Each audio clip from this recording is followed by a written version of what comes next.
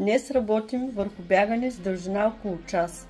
Фокусът е върху издръжливостта и темпото да държим стабилна скорост, да не прегаряме. Това не е спринт, не е силова тренировка. Това е работа върху основата, която поддържа всичко останало. Тялото се учи да диша правилно, да се движи ефективно, а умът да остава концентриран дълго време. Такъв тип бягане ни помага да изградим устойчивост, която после пренасяме и в борбата, и в залата.